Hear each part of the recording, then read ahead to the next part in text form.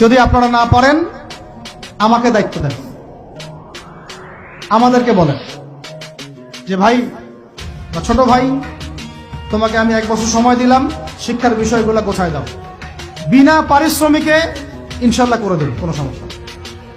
1 টাকাও দিতে হবে না, জাস্ট একটা চেয়ার টেবিল দেন, 100 জন আলেম দেন, 100 জন বুদ্ধিজীবী দেন, করে দিব ইনশাল্লাহ। প্লে গ্রুপ থেকে মাস্টার্স পর্যন্ত আমাদের ছেলেমেয়েরা এমন শিক্ষায় শিক্ষিত হবে যেটাকে শরীফের গল্প শেখাবে না ইনশাল্লাহ।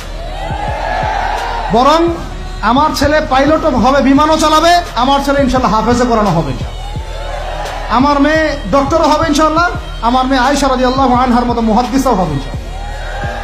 আমাদের এক ভাই, সে রাজনীতিবিদ হবে ইনশাল্লাহ, জুমার খুতবাও দিতে পারবে ইনশাল্লাহ। আল্লাহর কসম করে বলতেছি, এমন শিক্ষা চালু করা সম্ভব, শুধু আপনারা যদি একটু সৎ সাহস দেখান।